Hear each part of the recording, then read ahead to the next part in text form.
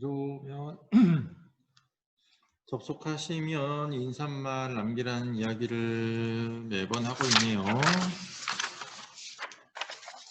질문할 것들이 있었으면 좋겠고요. 질문을 하셔야 뭘 남겨드릴 수가 있습니다.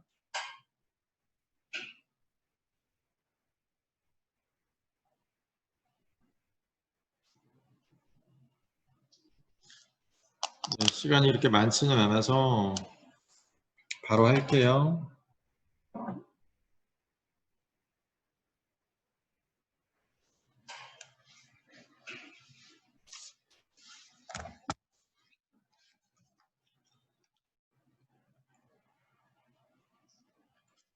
네, 지구 시스템의 에너지와 물질 순환에 대한 이야기를 하겠습니다. 여기서부터가 시험 범위입니다. 여기서부터 이 단원 전체, 그 다음에 4단원으로 쭉 넘어갈게요. 네, 지구 시스템의 에너지원 설명할 수 있으면 되고, 에너지 흐름과 물질 순환 과정, 이거를 직권과 수권의 상호작용을 중심으로 얘기를 하면 된다는 거죠. 자, 첫 번째 나무가 자란다 뭐죠? 태양 에너지에 의해서 일어나는 거 맞나요? 구름이 생긴다도 태양 에너지에 의한 거고요. 여기 가로등이 생긴다도 다 태양 에너지에 의한 겁니다. 그래서 이 세 가지 현상이 전부 다 근원적인 건 태양 에너지에 의한 것이다 라는 것을 이야기할 수 있으면 될 것 같네요. 자, 다음 페이지 넘어가시면 지구 시스템의 에너지원에 대한 이야기가 나와 있고요. 태양 에너지가 굉장히 여러 가지로 쓰이고 있다는 이야기가 나와 있죠. 지구 내부 에너지와 조력 에너지, 그 다음에 태양 에너지 세 개 중에서 아래쪽 그림에 보시듯이 대부분을 태양 에너지가 차지하고 있고 일부 지구 내부 에너지, 아주 극히 드물게 조력 에너지 이렇게 세 가지가 있다. 자, 지구 시스템의 에너지원 세 가지는 뭐다? 태양 에너지하고 지구 내부 에너지, 조력 에너지 이렇게 세 가지 에너지가 지구 시스템의 에너지원이고요. 가장 많은 건 태양 에너지, 그 다음에 지구 내부 에너지, 조력 에너지 순으로 된다라는 거죠. 각각의 역할도 아셔야 될 것 같습니다. 태양 에너지는 너무 많아서 생략하고요. 지구 내부 에너지에 의해서 일어나는 일들은 외핵 운동, 외핵의 대류라고 되어 있죠. 외핵 대류, 그 다음에 멘틀의 대류, 땅속에 녹아있는 뭐 마그마에 의해서 나타나는 거, 이런 것들이 다 지구 내부 에너지에 의한 거다라는 거고, 조력은 밀물과 썰물에 의해서 나타나는 현상들이 조력 에너지다라는 이야기죠. 자, 다음 페이지로 가시면 궁금한 게 있으면 아니면 뭐 물어볼 게 있다거나 이해 안 가는 부분이 있다거나 설명을 좀 더 했으면 좋겠다거나 하는 부분들은 전부 다 중간에 멈추고 하셔야 됩니다. 질문 있다고. 네. 지구 시스템의 에너지 흐름과 물질 순환을 한번 보자라는 이야기죠. 그래서 네, 바람의 물질 순환이니까 물질이 네, 돌아다니는 거겠죠. 이렇게 저렇게 변화를 하든지 뭐 아니면 변화하지 않고 위치만 운동하든지 간에 네, 어딜 갔다가 다시 원래대로 되돌아오는 거고, 물질이 순환하는 과정에서 에너지가 물질과 함께 같이 돌아다닌다. 이런 내용을 기본으로 좀 알고 보시면 되겠죠. 자, 태풍이 어떻게 만들어지느냐. 네, 태풍이 만들어지는 과정들은 물이 일단 있어야 되겠죠. 수증기니까 사진 보면 알듯이 이건 다 구름이잖아요. 수증기요. 다 죄다 수증기니까 물이 있어야 되겠다라는 거죠. 그래서 태양 에너지에 의해서 바닷물이 수증기로 증발을 하고 나서 어마어마하게 많은 양이 모인 다음에 너무 많이 모여서 떨어지는 거겠죠. 그래서 엄청 많이 떨어진다. 그래서 비도 많이 오고 바람도 많이 생기는 이런 게 태풍입니다. 자, 밑에 보시면 저희도의 따뜻한 바다에서 증발한 수증기가 해가지고 쭉 나와 있는데 여기 정리해줬던 그 내용입니다. 한번 잘 살펴보시면 되겠고요.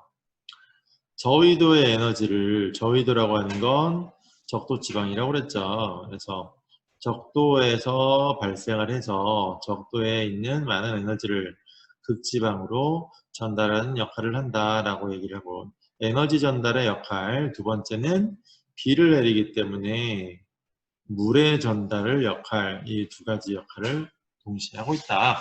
물질도 전달하고 에너지도 전달하고 두 가지를 다 같이 하고 있네요. 자, 태풍이 발생해서 강한 비를 내리기까지 에너지가 어떻게 흐르고 물은 어떻게 이동하는지, 이 그림 잘 보시고 설명할 수 있으면 될 것 같아요. 바닷물에서 물의 흐름이니까 바닷물이 수증기가 되었다가 바람에 의해서 이동해 가면서 다시 물방울이 되어서 떨어지더라. 이런 과정으로 물이 순환하는 거죠. 떨어진 물은 다시 강물을 타고 바닥까지 흘러와서 순환을 하겠죠. 에너지도 그 과정에서 어떻게 된다고 그랬죠? 다음 페이지에 물의 순환 그림을 보면서 다시 한번 볼게요. 자, 태풍은 적도 지방에 있는 바닷물에서 뜨거우니까 수증기가 엄청 많이 생기게 됩니다. 그래서 물이 수증기로 바뀌는 과정이니까 에너지를 흡수해야 된다, 이렇게 얘기를 했었고요. 그 다음에 구름이 물로 되는 이런 과정들, 구름이 만들어질 때이긴 한데 그냥 비가 내린다 이렇게 정리해도 크게 문제는 안 돼요. 그래서 비가 떨어질 때에는 수증기가 다시 물로 바뀌어야 되기 때문에 에너지를 방출한다. 기체가 에너지가 많은 거고요. 액체는 에너지가 기체보다는 조금 있겠죠. 고체는 더 조금 있겠지만 여기는 일단 안 나오니까. 그래서 적은 에너지를 갖고 있는 애가 많은 에너지를 갖고 있는 애로 가야 되니까 에너지를 흡수해야만 되겠죠. 그 다음에 많은 에너지를 갖고 있다가 적은 에너지로 돼야 되는 상황이니까 갖고 있던 에너지를 방출해야만 되겠죠. 그래서 에너지의 출입 관계를 잘 알아놓자라는 이야기입니다. 뭐 다 똑같네요. 높은 곳에 있는 물, 뭐 댐 같은 걸 이렇게 막아놓으면 이런 것들을 이제 뒤쪽에 포텐셜 에너지라는 걸로 나오긴 합니다. 어쨌든 에너지를 방출하는 과정이고요. 그 다음에 물의 흐름에서 전체 물의 양은 변할 수가 없겠죠. 증발량과 강수량, 그 다음에 들어오는 물의 양 세 가지를 다 합치면 똑같아야 된다. 기권에 들어오는 물의 양들도 증발해서 들어오는 거랑 강수를 통해서 떨어지는 거 다 합치면 똑같다. 직권에 있어도 마찬가지로 강수로 들어오는 거랑 흘러나가는 거, 증발하는 거 세 가지를 다 합치면 똑같더라. 이런 이야기가 있었죠. 이걸 뭐 물의 평형 상태 이렇게 얘기를 하는데 참고로 이런 게 있구나라는 정도 알아두시면 될 것 같습니다. 자, 물이 하는 역할들 너무 많죠. 쭉 한번 읽어보시고 이걸 뭐 다 제가 해드릴 필요는 없을 것 같아요. 설명 자체는 크게 뭐 어렵진 않은 내용이어서. 자, 탄소순환입니다. 탄소순환에서 중요한 건 수권과 기권과의 관계를 정확하게 알아놓자 이렇게 했었죠. 수권에서 가장 크게 탄소를 갖고 있는 건 바닷물입니다. 네, 바닷물 안에 이산화탄소가 되게 많이, 탄소가 되게 많이 있어요. 기권에 있는 탄소, 여기 있죠. 이산화탄소랑 메테인이라고 하는 그런 형태로 있습니다. 그래서 CO2라든지 CH4라는 형태로 있고요. 자, 이 CO2나 CH4가 바닷물에 녹게 되면 어떤 형태로 있느냐? 탄산이온의 형태로 있다. 그래서 이런 형태라고 말씀을 드렸죠. 얘가 물속에 있으니까, 물속에 녹아 있으면 물 분자들이 계속 얘를 붙잡고 있을 테니까 운동을 느리게 하겠죠. 운동 속도가 느리다라는 거고, 얘네들은 기체 상태로 돌아다니니까 빨라요. 그러니까 느린 애가 에너지가 많아요. 빠른 애가 에너지가 더 많아요.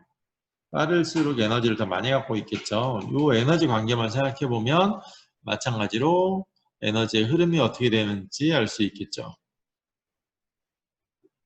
바닷물 속에 녹아있던 탄산이온이 기체가 되어가지고 이산화탄소가 되는 과정에서는 느린애가 빨라져야 되니까 에너지를 흡수해서 날아 올라간다 이런 얘기고요.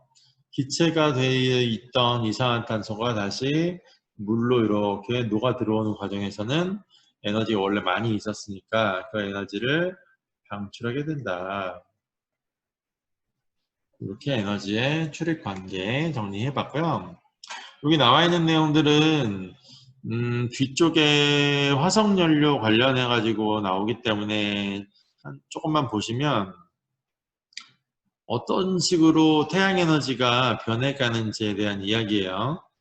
태양에너지는 식물이 무슨 짓을 하냐면 광합성을 하겠죠. 그래서 식물이 광합성을 통해서 양분을 만들어내는데 그 양분이 포도당입니다. 이 포도당이라고 하는 걸로 식물이 저장을 해 놓으면 동물이 그걸 다시 먹죠. 먹고 나서 소화를 해서 호흡을 통해서 이산화탄소로 다시 내보내기도 하고요. 이 식물이 땅에 묻혀요. 그렇게 해서 만들어진 게 바로 화석연료입니다. 석탄, 석유, 요거는 과거에 살았던 화석연료라고 했으니까 과거에 살았던 생물체가 묻힌 걸 화석이라고 하잖아요. 그래서 석탄과 석유는 과거에 살았던 생물체였다라는 거고 석탄은 식물이었고요. 석유는 동물 계열로 보긴 하는데 미생물로 봅니다. 그래서 석탄이라고 하는 거는 연구를 해보면 석탄을 조사하다 보면 탄광에서 고사리 화석이 굉장히 많이 많이 발견됩니다. 무슨 뜻이겠어요? 석탄은 과거에 살았던 양치식물, 고사리 같은 양치식물군이 한꺼번에 묻혀가지고 만들어진 거다. 이렇게 해석을 하고 있습니다. 석유는 조금 불분명하기는 한데 과거에 살았던 미생물들이 집단으로 파묻혀가지고 생긴 것이다 라고 추정하고 있습니다. 네, 그 정도 정리를 해 놓으시면 될 것 같네요. 자, 각각의 권에서 어떻게 존재하는지 한번 따져보시면 기권에서는 이산화탄소, 메테인이라고 하는 형태, 수권에서는 탄산이온의 형태, 직권에서는 탄산 칼슘이라든지 뭐 화석연료에 들어있는 거라든지 여러 가지 형태가 있는데 얘까지는 따지지 않을게요. 생물권에서는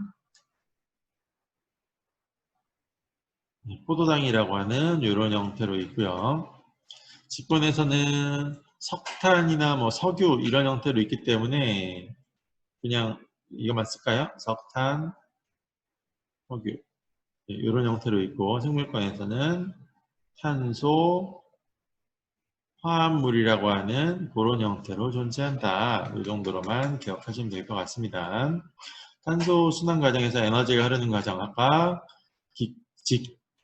기권과 수권 간의 관계에서만 이야기를 해드렸죠.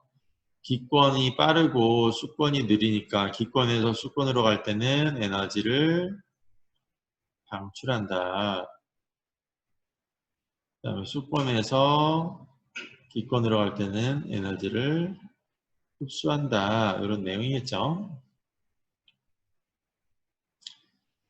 자, 화석연료, 화산분출, 해수의 수온 상승 등으로 기권으로 공급됐다가 빗물에 녹아가지고 암석에 포함된 광물을 녹이기도 하고 해저화산에 들어갔다가 탄소를 통해서 나오기도 하고 다양한 형태가 있다라고 되어 있는데 중요한 건 뭐죠?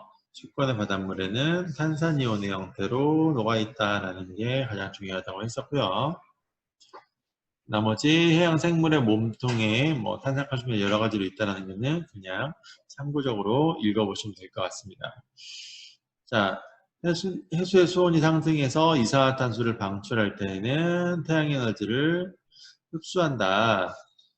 화산이 분출할 때에는 지구 내부 에너지가 방출되는 거고 해수의 수온이 상승한다는 건 뭐예요? 결국은 태양에너지를 흡수해서 해수의 수온이 상승하는 거잖아요.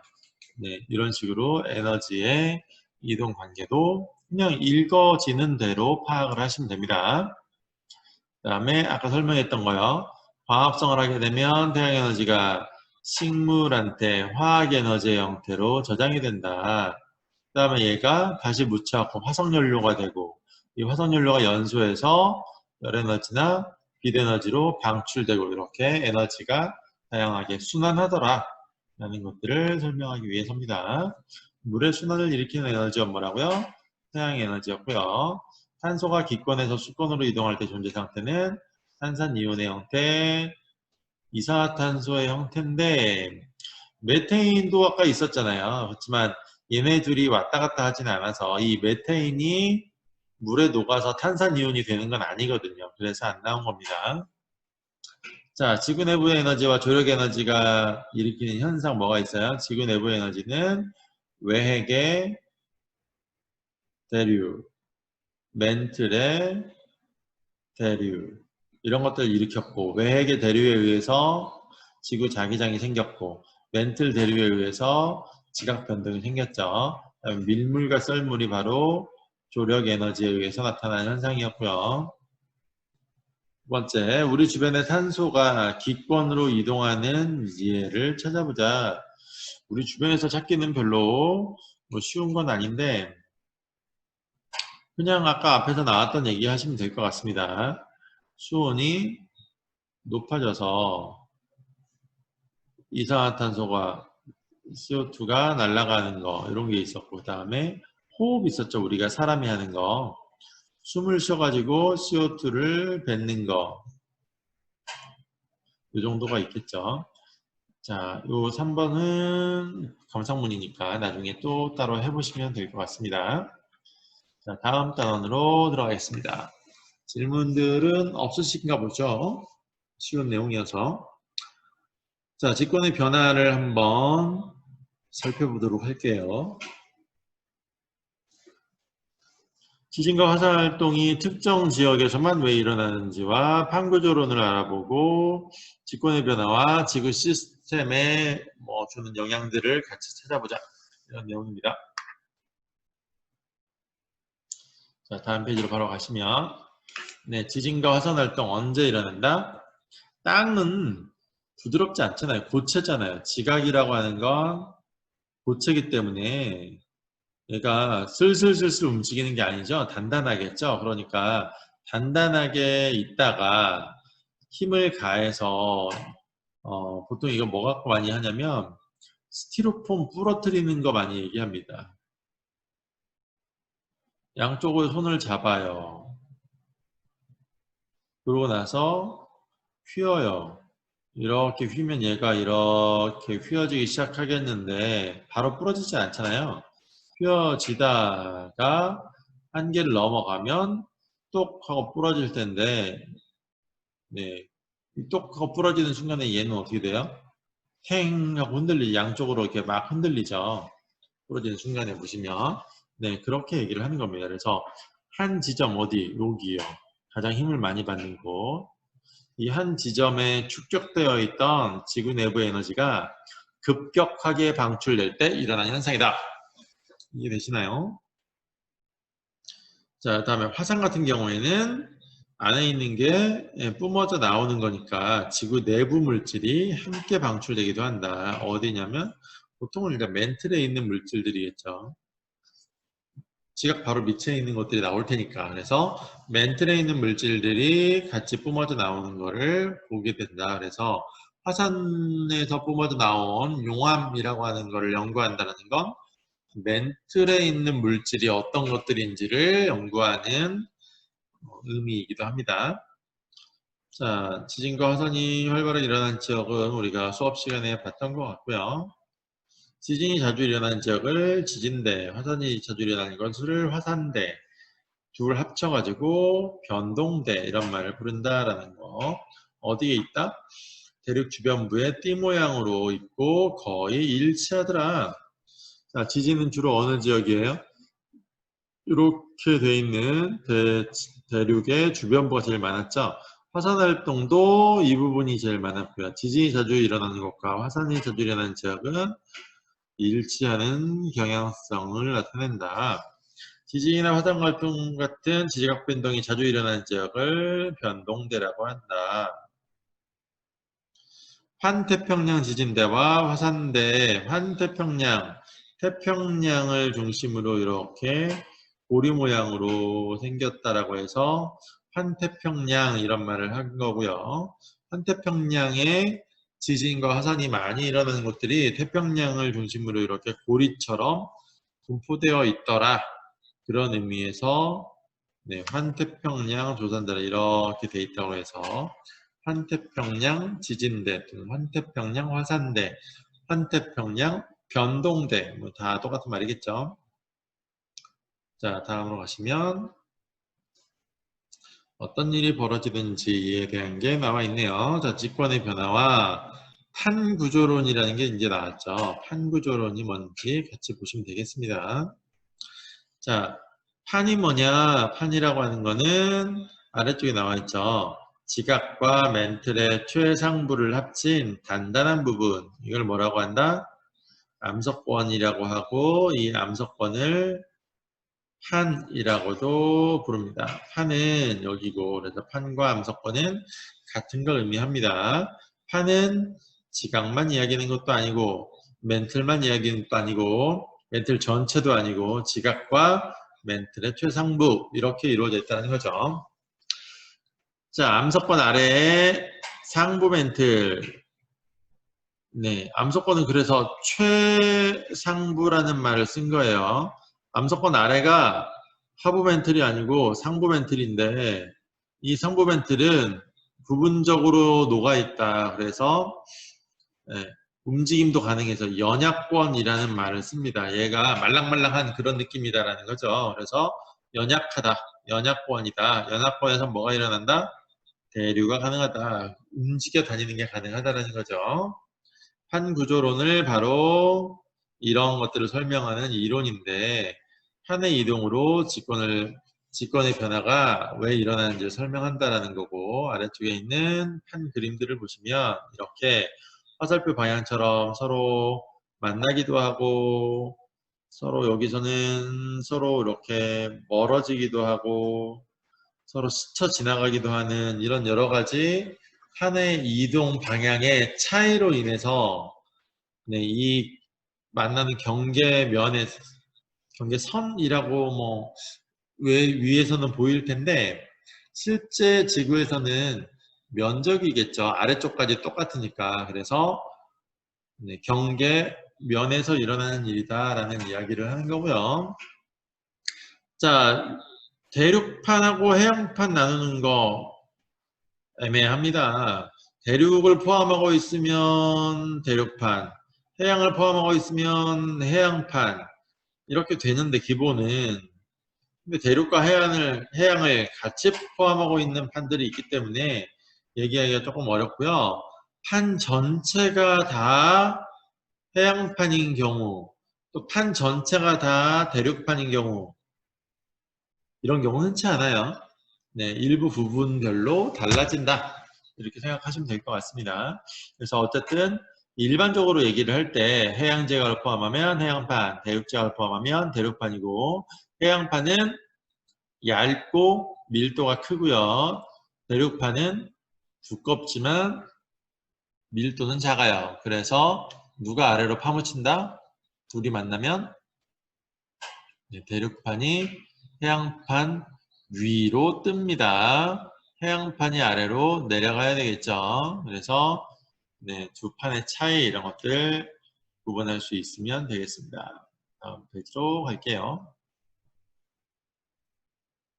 자, 판의 경계 세 가지로 나눕니다. 판의 경계는 기본적으로 판과 판의 움직임이 서로 다르기 때문에 나타나는 거겠죠. 두 판이 같은 방향으로 움직이면 이 돌멩이잖아요. 다 연결돼 있고 기본적으로. 두 판이 같은 방향으로 움직이면 이게 쪼개질 이유가 없죠. 같이 가면 되는 거지.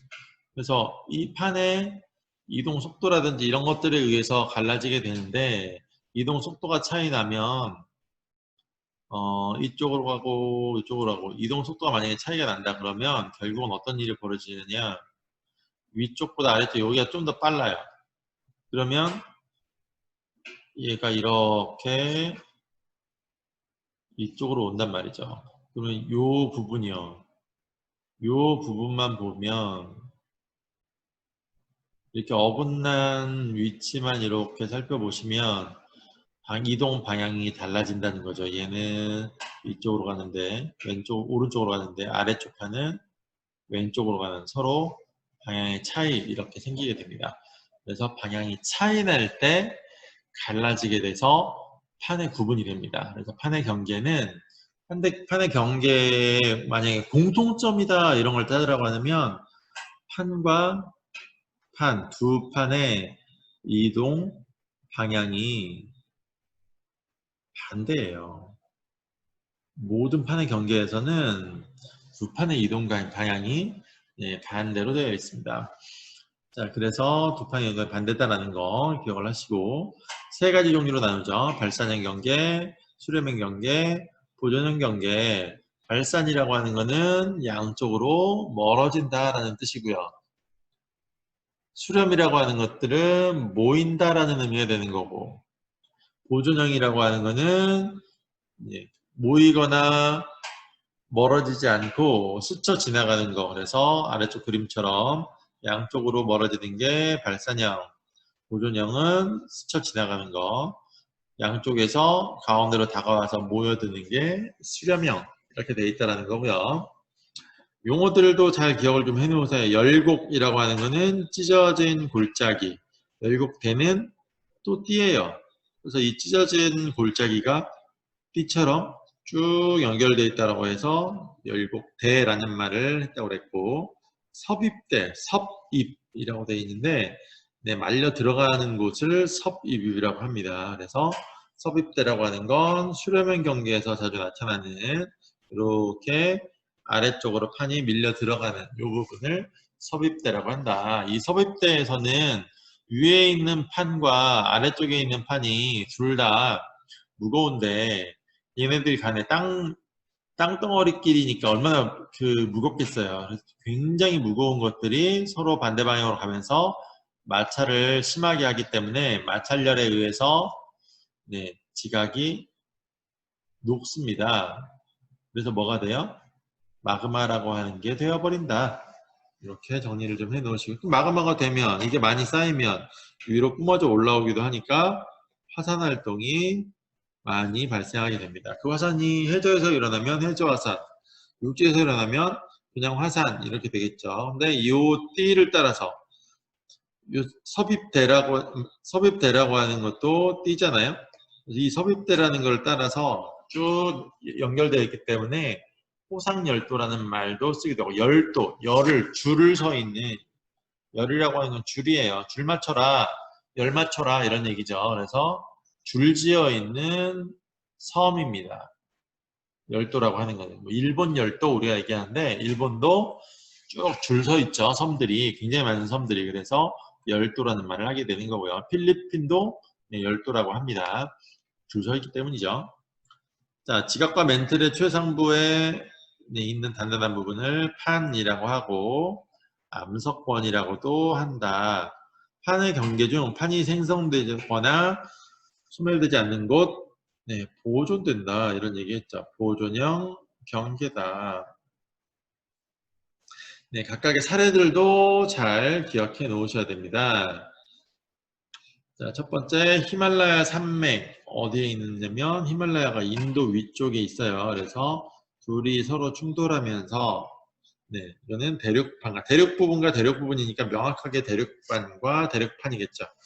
두 대륙판이 충돌하니까 위로 솟아 올라가지고 뭐가 만들어졌어요? 산맥이 어마어마하게 높이 만들어진다는 거죠.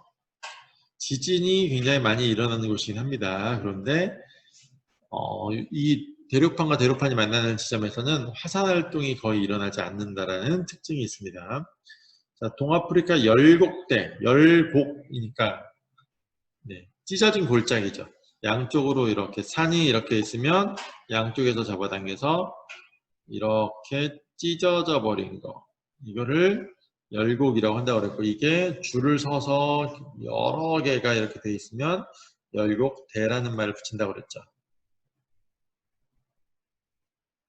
네, 그래서 동아프리카 열곡대입니다. 아프리카 동쪽에 있는 네, 열곡대고요. 이 부분에 2번 부분에 있는 열곡대고요. 자, 일본 해구가 나와 있네요. 일본은 뭐 우리나라 바로 옆에 있으니까 일본에 보시면 유라시아판과 태평양판의 충돌로 인해서 네, 일본 태평양판이 아래로 가라앉으면서 해구라고 하는 지형이 생깁니다. 지형 이름도 기억해 놓으셔야 됩니다.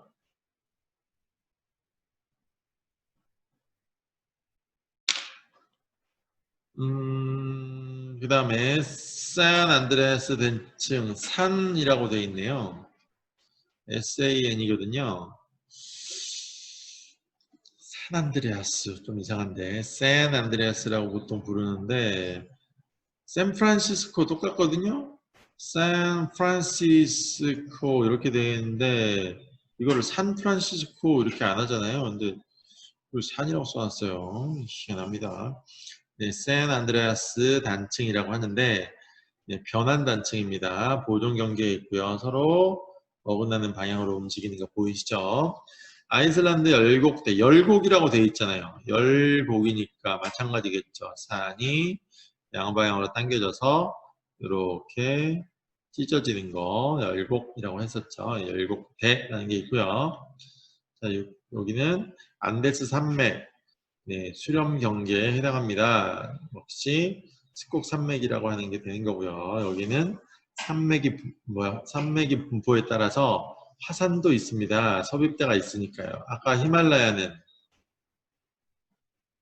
지진은 있지만 화산은 없었죠.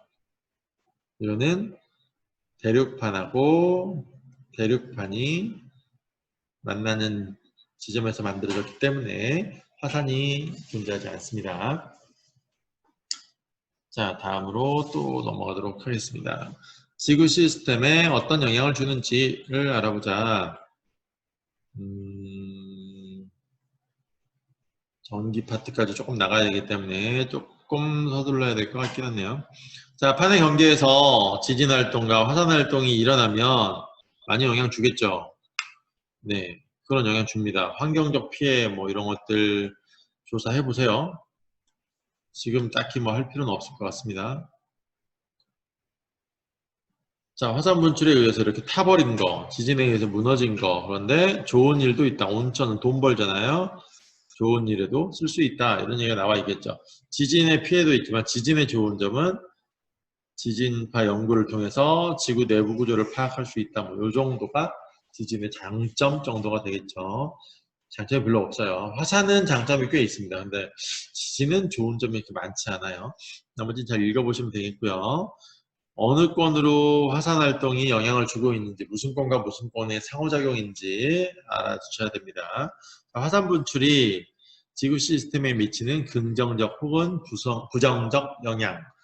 네, 긍정적인 영향은 아까 온천 같은 거, 그다음에 토지가 되게 비옥합니다. 좋은 흙이 만들어진다고요. 농작물이 자라나기에 좋은 영양분이 풍부한 그런 흙이 만들어진다라는 이야기입니다. 뭐가? 화산재가 쌓인 흙이 그렇게 비옥한 흙이 만들어져요. 안 좋은 점, 무너진다, 터진다. 그래서 네, 여러 가지 문제점이 있죠. 우리가 할 수 있는 건 뭐 화산재가 나와서 햇빛을 가리는 것들, 이런 것들이 책에 나와 있는 것들이니까 정리하시면 되겠고요. 특정 지역에서만 지진과 화산 활동이 자주 일어나는 이유는 그 지역이 뭐다? 판의 경계부이기 때문이다. 경계 지역이기 때문이다라는 거고요. 나머지는 뭐 읽어보시면 될 것 같습니다. 내진 설계, 지진을 견디는, 인내하는 설계다 이런 얘기죠. 진동을 견뎌야 되니까 흔들림을 뭔가 방지하기 위한 그런 것들이 많이 있겠죠. 한 번씩 쭉 읽어보시면서 흔들림을 어떻게 방지하게 되어 있는지, 네, 범퍼라든지 뭐 이런 것들이 많이 들어가 있습니다. 보시고요. 네, 지구 시스템 에너지와는 태양 에너지, 지구 내부 에너지, 조력 에너지, 물의 순환의 근원 에너지는 태양 에너지고요. 탄소 순환의 근원 에너지도 태양 에너지입니다. 자, 그래서 다양한 형태로 존재한다는 거. 직권의 변화는 지구 내부 에너지에 의해서 일어나고 지구의 겉부분은 수백 개의 판으로 나눠져 있다. 이것도 정리하시면 되겠죠.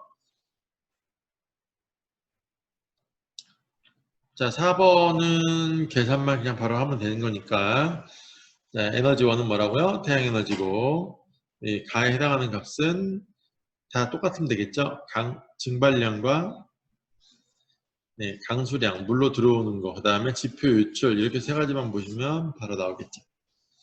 바다로 들어오는 물과 나가는 물의 양이 같아야 된다. 36이라고 하는 값이 나왔네요. 자, 탄소의 순환 과정을 나타내는 겁니다. 생물권으로 이동할 때는 광합성에 의해서 이동한다. 지구 내부 에너지가 관여하는 현상, 탄소가 네, 이거는 화산 폭발할 때 보통 일어납니다. 이산화탄소가 엄청 많이 뿜어져 나오죠. 지구 내부 에너지니까 화산 폭발이어야만 하는 거예요.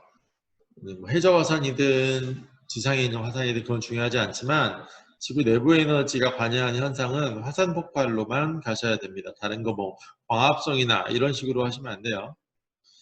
자, 기억, 니은, 디귿의 이름을 쓰렵니다. 기억은 연약권, 니은은 멘틀, 디귿은 암석권 또는 판 둘 중에 하나로 하셔도 되겠고요. 지구 내부 에너지에 의해서 대류가 일어나는 곳은 연약권과 뭐 외핵 등이 있는데 외핵은 여기 안 나왔으니까 연약권만 합니다. 직권 변화가 일어나는 과정은 어떻게 된다? 지구 내부 에너지에 의해서 연약권이 대류하면서 판이 이동해서 판의 경계에서 지각 변동이 발생한다. 자, 전 세계 판의 경계입니다. AD를 경계의 유형에 따라서 A는 멀어지니까 발산형, B는 가까워지니까 수렴형, C도 가까워지니까 수렴형, D는 멀어지니까 발산형 이렇게 되겠고요.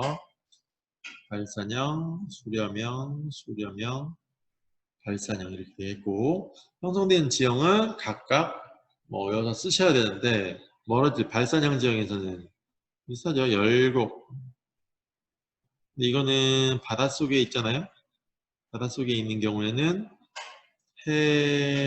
해령이라고 불러요. 바닷속에 있는 산맥이라고 해서. 그 다음에 B하고 C는 모이는 건데 B는 수복 산맥이겠고요.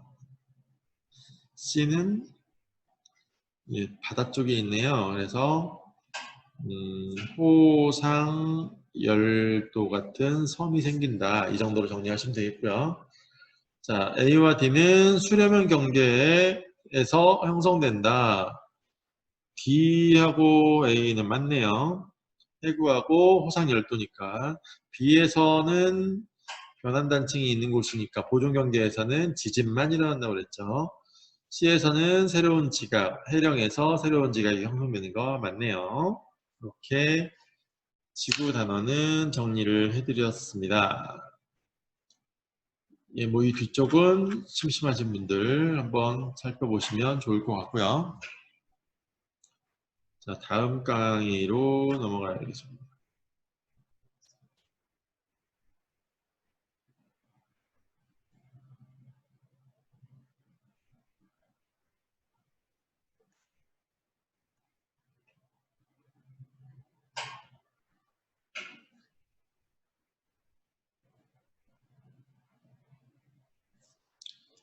예, 훨씬 지저분하네요. 전기에 대한 이야기를 맨 처음 다루다 보니까.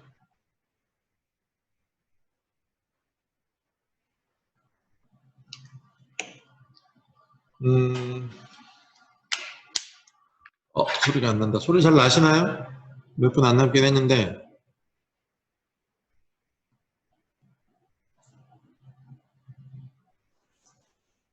소리 잘 들리세요? 제가 모니터링이 안 되네요. 갑자기 끊겨버려가지고. 네, 잘 들린 걸로 알고 그러면 다시 이어서 가겠습니다.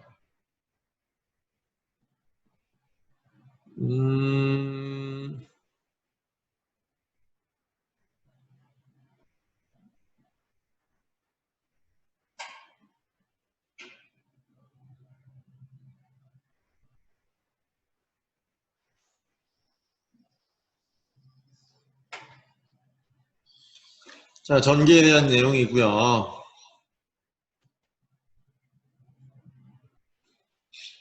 판단은 할 수 있어야 되는데, 자, 전기 에너지가 어떻게 생산되는지에 대한 이야기가 쭉 나와 있습니다. 전자기 유도 현상에 대해서 알아보자. 그다음에 에너지가 전환되는 과정 알아보자. 이런 내용들이었죠. 네, 그래서 건전지는 화학 에너지에 해당하고 전기 에너지에서 빛 에너지로 간다라는 거. 손전등은 운동 에너지, 손으로 돌리는 운동 에너지가 전자기 유도에 의해서 전기 에너지로 바뀐다라는 거 기억하셔야 되겠죠. 잠깐만요. 자, 손잡이를 느리게 돌릴 때와 빠르게 돌릴 때 빛의 밝기. 네, 빠르게 돌릴 때가 더 밝다. 이렇게 되겠죠. 그 다음에 전지없이 작동되는 전기 제품에는 어떤 것들이 있는지, 뭐, 예전에는 좀 많았어요. 근데 요즘은 그렇게 많지 않아서, 여러분 실생활에서는 많지 않더라고요. 생각보다. 자, 전자기 유도입니다. 전자기 유도는 맨 아래쪽에 있었죠. 전선 근처에서 라고 그냥 여기는 읽으시면 되고요. 전선 근처에서 뭐 한다? 자석을 움직이면 전류가 흘러 검유계 바늘이 움직인다. 이것만으로 네, 정리가 안 됩니다. 반드시 써야 되는 건 뭐라고 그랬어요? 자석을 움직인다는 게 도대체 뭘 의미하는지 여러분들 정확하게 알아야 된다고 그랬죠. 뭐예요? 자기장의 변화였죠. 그래서 제가 필기를 해드렸을 거예요. 전선 주변에서 뭐 하면 네, 자기장이 변화할 때 전류가 흐르는 현상입니다. 그래서 전선 주변에서 자기장이 변화한다는 게 매우 중요하다 이런 얘기들을 해드렸었죠. 네, 자석을 움직인다는 게 뭘 의미하는지를 여러분들이 정확하게 아셔야 돼요. 자기장이 변화할 때 전류가 자동으로 생기게 되는데 이걸 뭐라고 한다? 전자기 유도라고 한다. 자, 다음 페이지에 보시면 여기 안에 있네요. 막대 자석에 N극을 가까이 할 때와 멀리 할 때 바늘이 움직이는 방향 서로 반대겠죠. 막대 자석이 정지해 있으면 전류가 안 생긴다라는 거고 막대 자석을 빠르게 움직일 때와 느리게 움직일 때 검증의 바늘이 움직이면 어떻게 달라요? 빠르게 움직일 때가 바늘이 더 큰 폭으로 움직인다 이런 얘기겠죠. 빠를 때가 느릴 때보다 움직이는 바늘의 폭이 더 크다 이런 얘기죠. 자, 자석이 멈춰 있으면 유도전류가 안 생깁니다. 그래서 유도전류가 생기려면 자기장이 변할 때만 흐른다라는 게 굉장히 중요했었죠. 그래서 자기장의 변화로서 여러분들이 기억을 하셔야 됩니다. 유도 전류가 생기려면 또 유도 기전력이 생기려면 또 전자기 유도 법칙이 성립하려면 언제 생긴다? 자기장이 변화할 때 전류가 생긴다라는 거 매우 중요하다. 그 다음에 유도전류의 세기를 변화시키려면 자기장의 변화를 크게 만들면 되는 건데 어떻게 하면 된다? 자석의 세기를 크게 만들거나 자석을 빨리 움직이면 됩니다. 그런데 또 한 가지 방법이 있다면 코일의 가문 횟수를 증가시켜라 이렇게 얘기를 했었죠. 그래서 전선 주변에서 자기장이 변할 때 전선에 전류가 흐르는 현상을 말하는 거고 네, 그래서 자기장의 변화로서 여러분들이 기억을 하셔야 된다는 거죠. 유도 기전력, 기전력이라고 하는 거는 전류를 흐르게 하는 능력을 얘기합니다. 그러니까 유도 기전력은 유도 전류를 흐르게 하는 원인이 되겠죠. 그래서 전자기 유도 현상은 유도 기전력을 만들어내고 이 유도 기전력은 전류를 만들어낸다. 이렇게 정리가 되겠죠. 코일 근처에서 자석을 움직일 때 코일에 흐르는 전류를 유도 전류라고 합니다. 자, 넘어갈게요. 발전기는 전기를 발생시키는 장치입니다. 네, 그래서 전기를 어떻게 만들어내느냐? 바로 전자기 유도 원리 방금 앞에서 얘기했던 이거에 의해서 만들어냅니다. 그래서 이 활동은 여러분들이 다 하셨고요. 네, 악력기를 세게 줘야 한다. 틀려요. 빨리 줘야 됩니다. 매우 빠르게 움직여야만 가능하겠죠. 세게 쥐더라도 천천히 움직이면 안 돼요. 그래서 악력기를 움직여서 발광다이오드에 불이 켜질 때까지의 에너지 전환 과정 어떻게 됩니까? 움직이는 운동 에너지가 전기 에너지로 바뀌었다가 비례에너지로 되는 과정이었죠. 그래서 이 과정이 전자기 유도에 의해서 전기에너지가 만들어진다. 발광다이오드 불이 켜지지 않았다면 연결이 뭐 잘못되었다 이런 얘기들 많이 하시는데, 연결은 잘 하셔야죠. 연결을 잘못되었다, 이건 곤란하죠. 이게 기본이 안 돼 있는 거고요. 연결을 잘못하면 그냥 아예 전체적으로 다 못하신 거예요. 연결이 다 돼 있는 상태에서를 얘기를 해야 되는 거죠. 당연히 연결도 안 하고 스위치 안 켜고 불 안 들어온다고 하는 거 똑같은 거잖아요. 다 했는데 안 들어오면 어떻게 해야 되느냐, 그 얘기인 거죠. 어떻게 하면 됩니까? 전류를, 유도 전류를 증가시키기 위한 세 가지 과정을 하시면 됩니다. 뭐 빨리 움직여라, 그 다음에 자석에 세기를 세게 해라, 마지막으로 코일 많이 감아라. 이 세 가지겠죠. 자, 전자기 유도에 의해서 이렇게 됩니다. 발전기는 그냥 한번 쭉 훑어보시면 되겠고, 똑같은 원리에 의해서 이렇게 된다라는 거죠. 자, 발전기 회전자를 돌리는 프로펠러 모양의 장치를 터빈이라고 부르고요. 전기 에너지가 만들어지는 가장 많은 방식입니다. 바로 전자기 유도에 의해서 만들어진다라는 거 기억을 좀 해놓으시면 되겠습니다. 자, 다음 페이지에 발전 방식 나와 있는데, 여기서부터는 다음 시간, 마지막 1시간 동안에 쭉 정리를 해야 될 것 같네요. 전기 에너지에 대한 이야기만 되어 있는데 발전 방식 내용이 좀 많죠. 그래서 너무 많이 정리가 되어 있는 상황이어서 여기까지만 오늘은 할 거고, 다음 시간에 나머지 모든 파트를 다 한번 읽어보시고 강의도 보시고 오셔서 질문을 좀 하시기 바랍니다. 고맙습니다. 방식이 책에 나와 있는 것들이 꽤 많죠. 얘네들이 전부 다 외워야 되는 것들이긴 합니다. 뭐 발전 원리 전체를 다 알아야 되는 내용이긴 한데, 자, 기본적으로 좀 나눠서 볼 수 있다라는 거죠. 여기 전체 위에 묶어 놓은 거하고 아래쪽 이렇게 두 종류로 나뉘겠네요.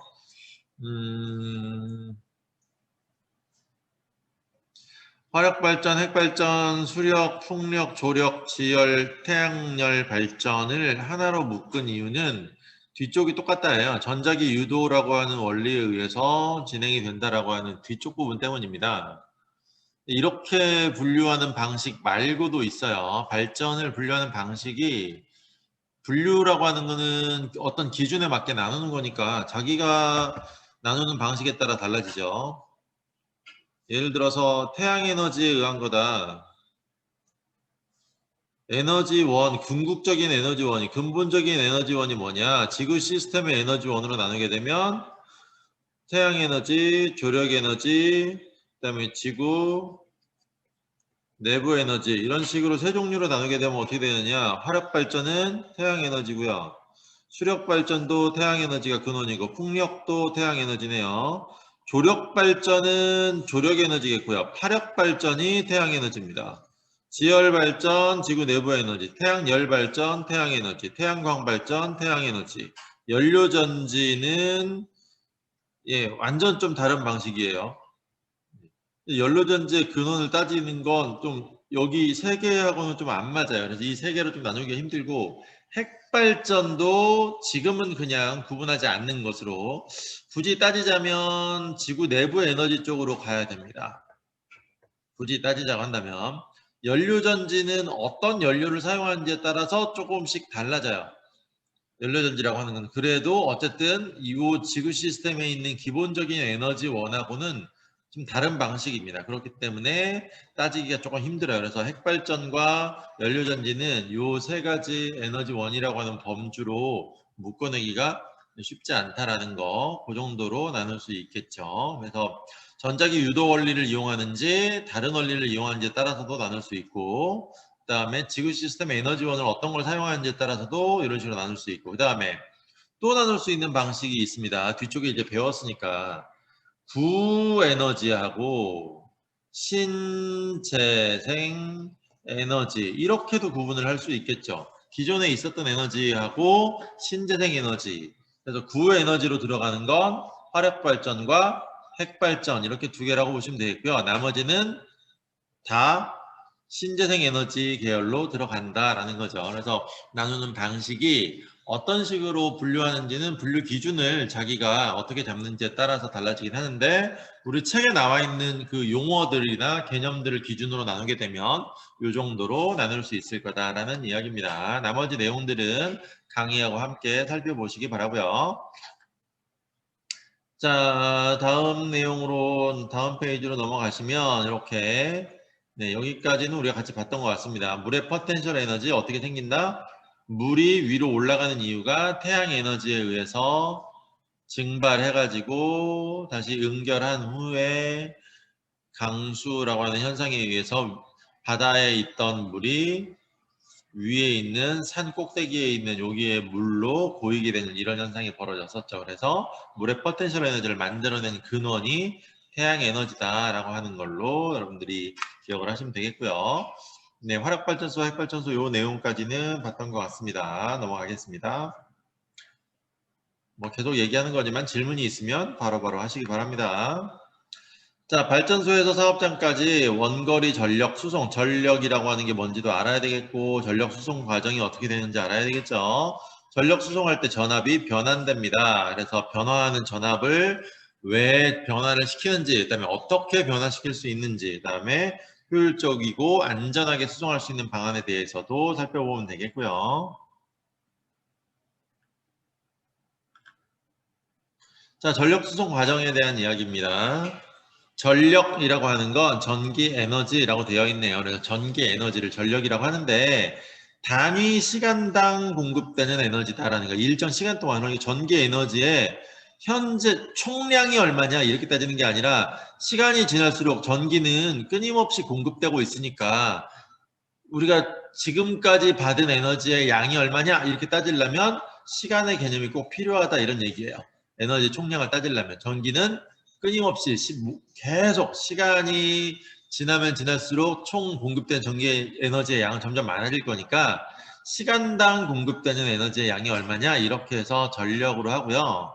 이 전력을 계산하는 방법은 와트 곱하기 볼트 곱하기 암페어로 한다. 전압과 전류의 곱으로서 표현이 된다는 걸 기억하시면 되겠죠. 그래서 단위 시간당 공급되는 전기 에너지의 양이 일정하다라고 한다면 즉 전력이 일정하다라고 한다면 전압과 전류의 곱이 일정해야만 하는 거니까 전압이 증가하면 전류는 감소해야만 하는 거고 전압이 감소하면 전류는 증가해야만 한다. 그래서 전력이 일정할 때 전압과 전류는 서로 반비례 관계에 있다. 이런 게 성립합니다. 그래서 일정한 전력을 우리가 뭐 수송을 한다라고 했을 때 그 전력을 수송하는 방법은 수십만 가지요. 정말 무제한으로 많이 나오는 이유가 뭐냐면 전압과 전류 중에 하나만 변화시키면 나머지 하나가 자동으로 변화하기 때문에 얘네 둘을 곱하는 방식은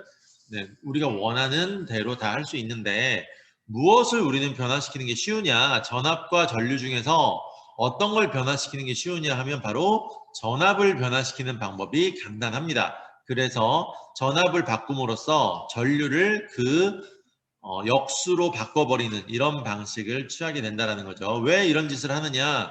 뒤쪽에 손실전력이라는 것으로 나올 테니까 그때 다시 설명하고요. 자, 송전에 대한 이야기들을 하게 되면 송전, 말 그대로 전기 에너지를 보내는 과정이에요. 그래서 이송하는, 배송하는 과정, 운송하는 과정을 얘기하는 거고 배전이라고 하는 건 분배하다라는 얘기입니다. 그래서 실제로 사용하는 용도에 맞게 그 사용하는 장소에다가 전기 에너지, 전력을 공급해주는 과정을 배전이라는 말을 하게 됩니다. 나머지는 읽어보시면 되겠고요.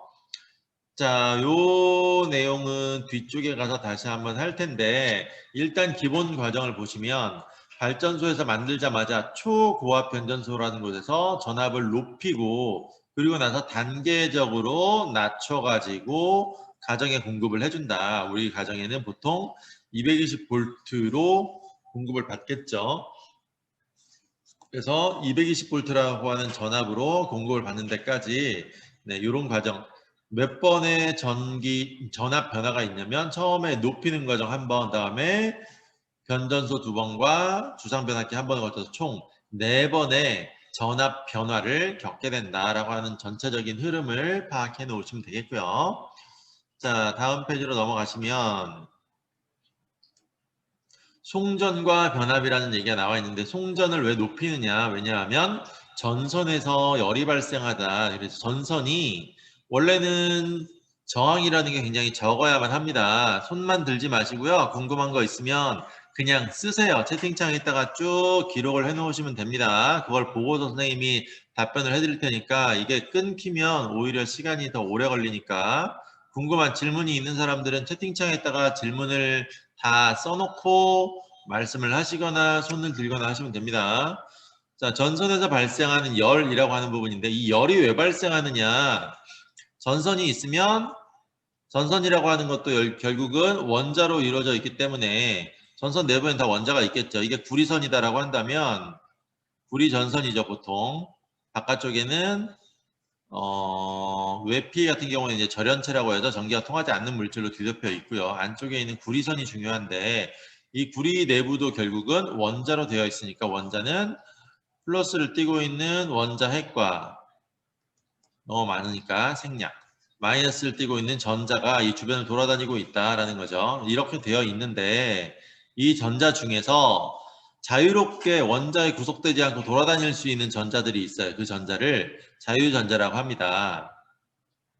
전류라고 하는 거는 결국은 이 자유전자의 흐름이었고요. 그런데 얘네들이 움직여 다니다가 이쪽으로 가게 되면 원자핵과 부딪혀서 충돌을 하게 됩니다. 이 충돌을 하는 과정에서 바로 열에너지가 발생을 하게 되는 거예요. 이렇게 열에너지가 나오게 되는데 전류가 많아지면 많아질수록 이 자유전자의 흐름이 빨라지면 빨라질수록 충돌이 더 많아지기 때문에 열에너지의 발생량이 증가를 한다는 얘기예요. 그래서 전류를 변화시키자. 전류에 의해서 열에너지가 나오게 된다. 그래서 전류값이 커지면 열에너지 양도 커지니까 우리가 원하는 건 전기 에너지를 보내고 싶은 건데 아무 손실 없이 보내야 되는데 열에너지가 나오면 이 앞단원에서 이은주 선생님하고 배우셨겠지만 전기 에너지를 보내야 되는데 전기 에너지가 열에너지로 바뀐다라는 건 없던 에너지가 생길 수는 없으니까 전기 에너지의 일부가 전환된다라는 거죠. 그런데 우리가 그 전선 가지고 추워가지고 전선으로 난로를 사용하는 거라고 한다면 그 전선에서 나오는 열도 의미가 있는 거겠지만 그런 의미가 아니잖아요. 송전선 아무것도 없는 곳을 그냥 지나가는 거니까 이 열에너지는 우리한테 필요한 게 아니다라고 해서 우리가 잃어버리는 에너지다라고 됩니다. 그래서 손실되는 전기 에너지라는 개념으로서 손실 전력이라는 말로 하게 되는 거고 이 손실 전력에 영향을 주는 게 전류인데 이 전류가 손실 전력을 어떻게 바꾸는지를 측정을 해봤더니 어떻게 돼 있다? 손실되는 전력은 전류의 제곱에 비례하는 관계가 있다라는 걸 실험적으로 알게 된 거예요. 실험을 전류를 막 바꿔가면서 해보니까. 그래서 결론은 뭐다? 전류의 세기가 클수록 전력은 그 전류 세기의 제곱배로 증가해서 열 손실이 발생하기 때문에 전류를 줄이는 게 송전 과정에서는 전류를 줄여줘야만 전선에서 소모되는 열에너지가 줄어든다라는 거죠. 그래서 여러 가지 방법이 있어요. 저항을 줄이는 방법이 있겠죠. 저항을 줄이기 위해서 사용하는 게 구리선인 거예요. 철도 전기가 통하는데 이 철선의 경우에는 저항값이 구리보다 훨씬 커요. 물론 구리보다 저항이 작은 것도 있어요. 금, 더 작습니다. 그런데 금으로 만약에 전선 만들어 보세요. 전선 잘라가겠죠. 그래서 그나마 사람들이 가져가지 않을 만한 것들 중에서 가장 저항이 작은 걸 사용하는 겁니다. 그래서 그게 구리였던 거고요. 그래서 구리선을 사용한다. 이 정도로만 기억을 하시면 되겠습니다. 어쨌든 저항을 줄이는 방법이 있는데 이 구리선의 저항을 줄이려면 두껍게 만들면 저항이 줄어요. 두꺼워지면 무거워지겠죠. 그리고 그래서 탑을 세우기도 힘들고요. 두꺼워지면 또 돈도 비싸져요. 전선 가격도 비싸집니다. 구리만큼 더 많이 필요하니까. 그래서 어떤 방법을 취할까 하다가 전류를 줄이자라는 거에 초점을 맞춘 거예요. 그럼 전류를 어떻게 하면 줄일까 생각해 보니까 우리가 조금 전에 배웠었죠. 전력량이 일정하다라고 한다면 이 전력량을 똑같이 만들어내기 위해서 시간당 전기 에너지의 양을 동일하게 만들 수 있는 방법으로는 전압을 높이면 고전압을 만들면 낮은 전류를 가지고도 같은 전기 에너지를 만들어낼 수가 있더라라는 이야기인 거죠. 예를 들어서 1000W의 전력을 만들어내기 위해서는 10V로 만들려면 100A의 전류가 필요하겠지만 100V를 가지고 만들 때에는 10A의 전류 가지고도 만들어낼 수 있고 1000V를 가지고 만들면 1A의 전류로도 만들 수가 있고 이걸 만약에 10,000V로 만들어낸다 그러면 전류는 0.1A만 가지고도 똑같은 1000W라고 하는 전기 에너지를 만들어낼 수가 있다는 거죠. 그래서 전압을 변화시키게 되면, 전압을 증가시키게 되면 전류값을 굉장히 낮출 수 있으니까 전류값이 낮아지면 아까 손실 전력은 전류의 제곱에 비례한다고 했으니까 전류가 작아지면 전력량이 확 줄어드는구나. 제곱배로 줄어들게 되니까 총송전을 할 때 전압을 높여보자 이렇게 개념을 잡은 겁니다. 그래서 전압을 높이기 위해서 전압을 원래 우리가 만들었던 전압보다 높여야 되니까 즉 전압을 변화시키는 개념인 거죠. 그래서 전압을 변화시키기 위한 변압이라고 하는 장치를 생각을 해낸 거고 변압의 장치 원리도 결국은 전자기 유도에 의한 겁니다. 자세한 원리를 설명하기는 너무 시간이 길고 어려워지니까 생략하고요. 원리의 결론만 보자면 감은 횟수에 비례해서 전압이 변화한다 이런 얘기입니다. 그래서 감은 횟수가 적은 쪽은 낮은 전압이, 감은 횟수가 많은 쪽은 높은 전압이 나타난다라고 하는 게 변압기의 근본 원리입니다. 그래서 이 코일을 감은 횟수의 비율을 바꿈으로써 우리가 원하는 전압의 비율을 만들어낼 수가 있다라는 거죠. 그래서 전압이 입력되는 곳, 들어가는 곳을 1차 코일이라고 부르고요. 전압이 출력되는 부분을 2차 코일이라고 불러요. 그래서 어디에서 들어와서 어디로 나가는지, 그래서 여기 있죠. 입력되는 부분을 1차 코일, 그 다음에 나가는 부분을 2차 코일 이렇게 부릅니다. 그래서 교류를 이용한다는 거 꼭 기억을 해놓으시고요. 직류는 전기 에너지가 변화하지 않아요. 교류는 전기 에너지가 변화하고요. 그럼 전기는 자기장을 만들어냅니다. 전류의 변화가 있는 그 전류가 교류예요. 교류는 왔다 갔다 하기 때문에 플러스 마이너스가 계속 바뀌기 때문에 전류의 변화가 생깁니다.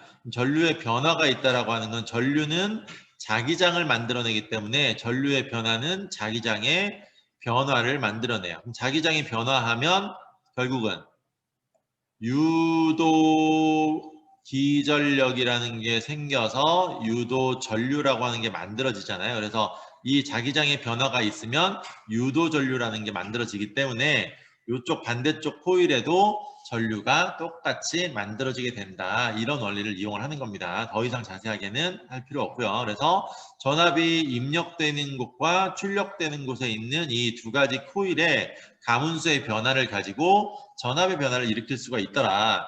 예를 들어서 여기 나와 있는 대로요.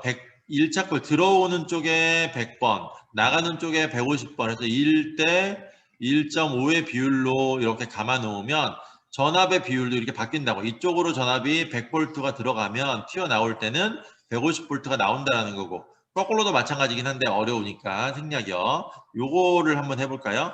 1차 코일에 200번 감겨 있고 2차 코일에 20번 감겨 있으면 10대 1의 비율이니까 100V를 집어 넣으면 얼마가 튀어나온다? 10V로 튀어나온다. 거꾸로 해볼까요?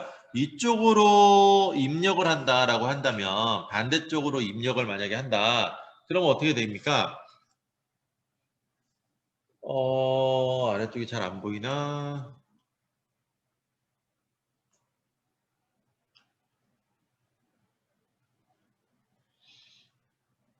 화면이 제대로 안 보이네요.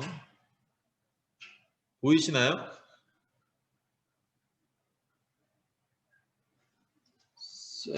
제 거 화면으로 보긴 했는데 핸드폰으로는 잘 안 보이는 것 같기는 한데 뭐 설명하는 게 잘 안 보이시면 얘기를 하셔야 됩니다. 보이는 화면에다 해야 되겠네요. 자, 1차 코일하고 2차 코일의 비율이라고 했죠. 1차 코일에 200번, 2차 코일에 20번, 이 정도 감겨 있어요. 코일에 감은 숫자가. 여기도 안 보이나?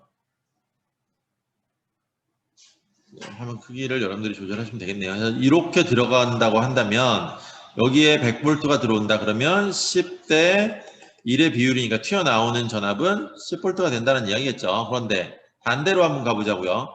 연결을 거꾸로 했어요. 이렇게 했어요. 여기에다가 100V를 줍니다. 그러면 얼마로 튀어나가요? 1대 10의 비율로 변하는 거죠. 거꾸로 가야 되니까. 그럼 여기는 1000V로 튀어나가게 된다. 이런 얘기입니다. 그래서 같은 변압기를 가지고 연결을 어떻게 하는지에 따라서 이렇게 바꿔줄 수 있다라는 뜻이에요. 그래서 여기 아래쪽에 있는 거 먼저 보시면 변압기가 여기 변전소라는 개념으로 나와 있죠. 여기에서 1000V하고 400,000 V 이렇게 돼 있다는 거죠. 그럼 여기에 감긴 코일의 비율이 얼마겠냐고요. 1000V가 들어와서 40배 커졌으니까 1대 40의 비율로 감겨 있겠죠. 이렇게도 거꾸로 나올 수 있겠죠. 전압이 얼마인지를 구할 수도 있어야 되는 거고 감긴 비율이 얼마인지를 알 수도 있어야 되겠죠. 이쪽도 마찬가지. 여기 있는 변전소도 마찬가지로 400,000 V와 200V니까 400,000 V는 200V의 몇 배인지 보면 되겠죠. 200 곱하기 2000 하면 되나요? 4 다음에 0, 10, 100, 1000, 만, 10만 맞네요. 2000배네요. 그러니까 결국은 400,000 V 쪽에다가 2000번 감고 200V 쪽에다 한 번. 그래서 2000대 1의 비율로 감아 놓으면 400,000 V로 집어넣었을 때 200V로 튀어나온다. 이런 걸 알 수 있겠죠. 우리 앞 페이지에서 다시 한번 해볼게요. 자, 여기 송전선 나와 있는 부분에서 다시 한번 해볼 텐데 너무 많으니까 일단 지우고 나서 합시다.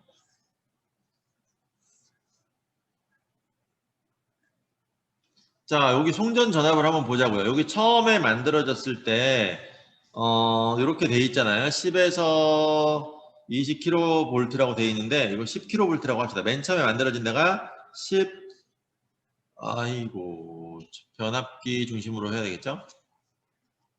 자, 맨 처음에 수력발전소에 만들었을 때가 10kV였어요. 그런데 요 변전소에서 얼마로 튀어나가냐면 750kV라고 합시다. 그럼 여기 몇 대 몇인가 한번 계산해 보라는 겁니다.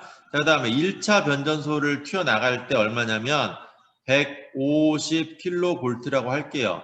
그러면 여기는 또 몇 대 몇으로 감겨 있는지 여기에 몇 대 몇인지 그 다음에 1차 변전소 몇 대 몇인지 해보라는 얘기입니다. 2차 변전소를 튀어나갈 때 여기는 150kV였는데 6.6이면 그냥 6kV라고 합시다. 6kV라고 한다면 여기는 또 몇 대 몇으로 되어 있는 건지 자 주상 변압기를 통해서 집으로 들어갈 때 220V는 어려우니까 200V라고 합시다. 그러면 또 여기는 몇 대 몇으로 감겨 있을까? 자, 다 계산해 보셨나요? 10kV인데 750kV면 몇 배 커진 거예요? 75배 커진 건가요? 네, 그러니까 이건 몇 대 몇? 1대 75의 비율로 있으면 되겠죠. 전압의 비율과 감긴 수의 비율은 이게 감은 수겠죠. 코일을. 그래서 전압의 비율과 코일 감은 수의 비율은 같아야 된다. 이런 얘기입니다. 그래서 식으로 쓰게 되면 뒤쪽에 나와 있죠. 전압 1대 전압 2의 비율은 코일의 감은 수 1대 감은 수 2의 비율과 같다. 이렇게 써도 되고 아니면 전압 1대 전압 2의 비율은 감은 수 1대 감은 수 2. 이건 다 1차 코일, 2차 코일 얘기하는 거예요. 그래서 1차 코일의 전압과 2차 코일의 전압의 비율은 1차 코일의 감은수와 2차 코일 감은수의 비율과 같다. 둘 중에 어떤 걸 써도 상관은 없습니다. 그런데 여러분들이 계산을 하시려면 요게 계산하기가 조금 더 빠른 방식이긴 해요. 근데 뭐 이렇게 써셔도 이거 안쪽 곱하고 바깥쪽 곱하면 결국은 또 이거랑 똑같이 변합니다.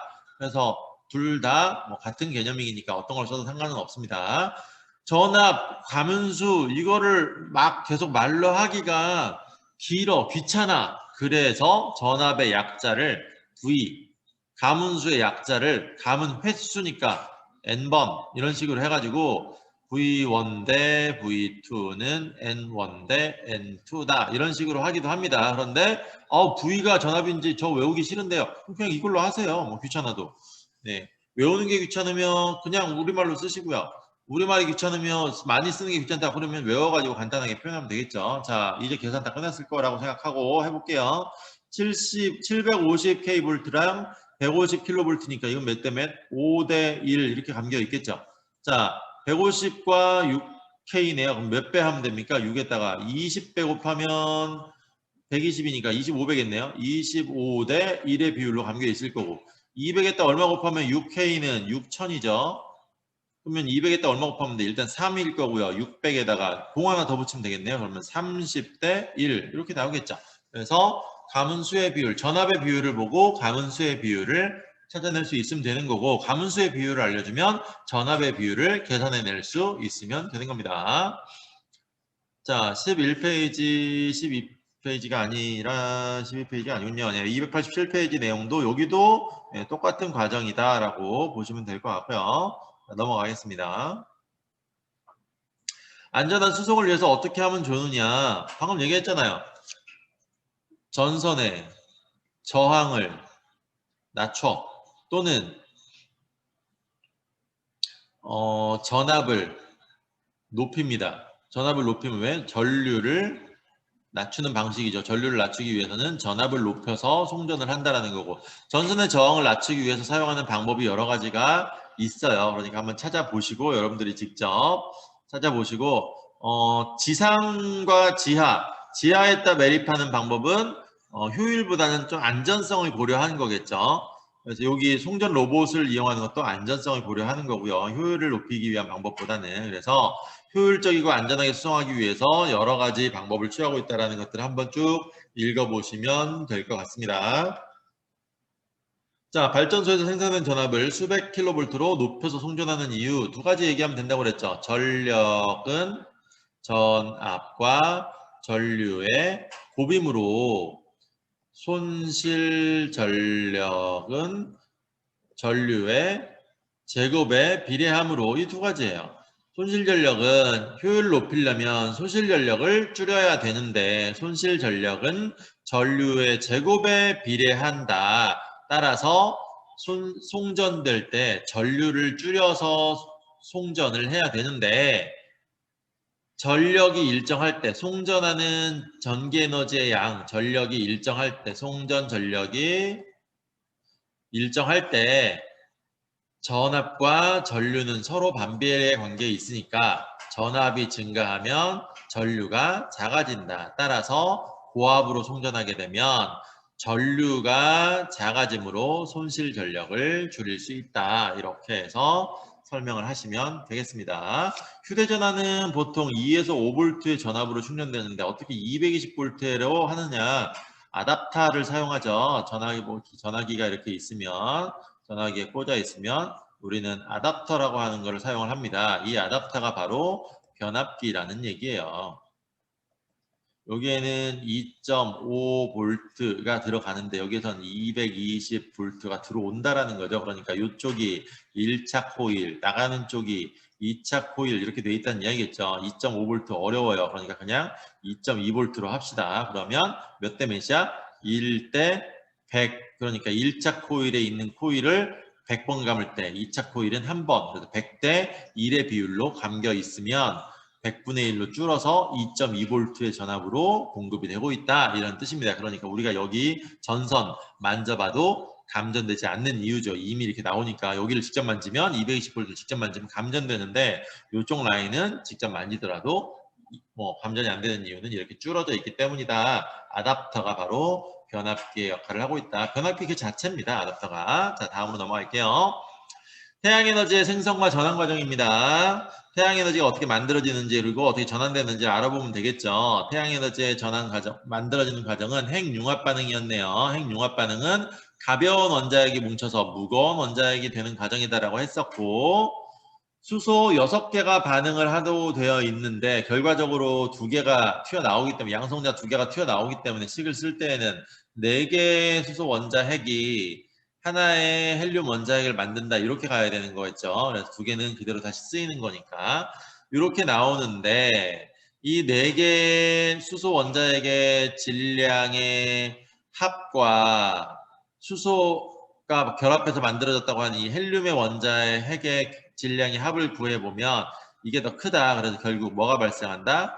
결손이 발생한다. 질량의 결손이 발생하는데 이 질량의 결손이 에너지로 전환되어서 방출되는 이 에너지가 바로 태양 에너지의 근원이다라는 겁니다. 그래서 태양 에너지는 수소 원자핵이 뭉쳐서 헬륨 원자핵으로 변환되는 핵 융합 반응에 의해서 만들어진다라는 걸 알고 계시면 되겠고요.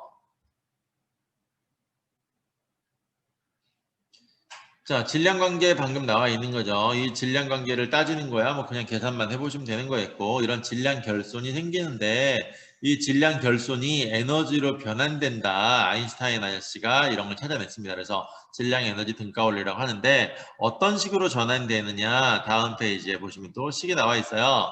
빛의 속력이 이렇게 큽니다. 그래서 저번에 한번 계산을 해봤던 것 같은데, 네, 요 정도로 큰 1g만 가지면요. 1g의 질량이 만약에 에너지로 전환된다고 한다면 밥 하나, 둘, 셋, 넷, 1, 10, 100, 1000만, 10만, 100만, 1000만, 억, 1억 공기네요.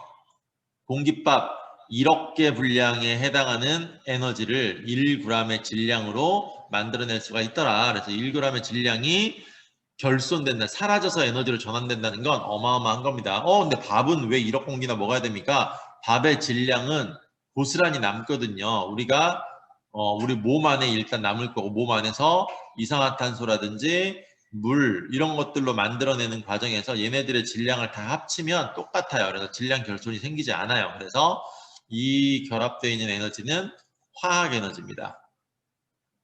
밥 1억 공기 안에 들어있는 화학 에너지의 양과 1g의 그 어떤 것도 상관없어요. 어떤 물질이라도 그 1g에 들어있는 핵 에너지요. 질량 결손에 의해서 바뀌는 에너지는 핵 에너지가 바로 이게 핵 에너지인데 이 질량이 결손된 부분이 에너지로 바뀌는 이 핵 에너지의 양은 이 정도로 차이 납니다. 밥 1억 공기, 200g짜리 밥 1억 공기에 해당하는 화학 에너지가 1g에 해당하는 핵 에너지의 양이기 때문에 화학 에너지에 비교한다면 핵 에너지는 어마어마하게 효율적이죠. 1g만 가지고 이렇게 되니까. 그래서 화력 발전보다는 핵 발전이 훨씬 효율적인 발전 방식인 건 맞아요. 방사능의 위험만 없으면. 자, 그럼 뒤쪽에서 다시 한번 보기로 하고요. 자, 핵융합 과정에서 에너지가 방출되는 원리는 뭐라고요? 질량 결손 부분이 뭐다? 에너지로 전환된다. 이 원리를 이용을 한다는 거죠. 이거를 공식으로 굳이 말하자면 질량, 에너지, 등가, 원리 이렇게 얘기한다고 했고요. 자, 넘어가도록 하겠습니다.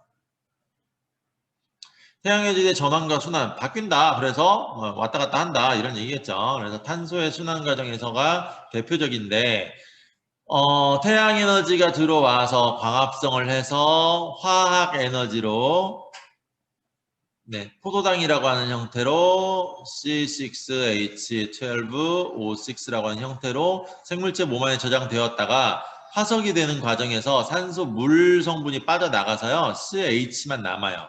그래서 탄화수소라고 하는 탄소 화합물의 형태로 화석 연료가 만들어집니다. 석탄, 석유가 대표적이죠. 얘네들은 이렇게 탄화수소만 남아 있는 거예요. 이 탄화수소가 공장에서 불에 탑니다. 그래서 연소 반응을 일으키죠. 연소를 하게 되면 다시 이산화탄소가 나오게 되는데 이 화석 연료는 결국은 화학 에너지인데 이 화학 에너지는 탄화수소로부터 나온 건데 탄화수소는 아까 광합성에서 나온 거고 광합성을 할 때는 태양에너지를 쓴 거니까 태양에너지가 이렇게 순환을 했다라고 볼 수 있는 거겠죠. 자, 이렇게 기억을 하시면 되겠고요. 물의 포텐셜 에너지, 바람의 운동 에너지 이런 것들도 전부 다 태양 에너지를 전기 에너지로 전환한 거다라는 걸 보면 되겠습니다. 쭉 읽어보시면 발전들이 어떤 근본적인 에너지를 갖고 있는지에 대한 설명이 나옵니다. 특히 태양 에너지가 전환되는 과정에 대한 설명들이 잘 나와 있으니까 잘 읽어보시고 시험을 잘 보시기 바랍니다. 자, 석탄, 석유, 천연가스 왜 얘가 태양 에너지인지에 대한 내용이 쭉 이렇게 나와 있는 거죠.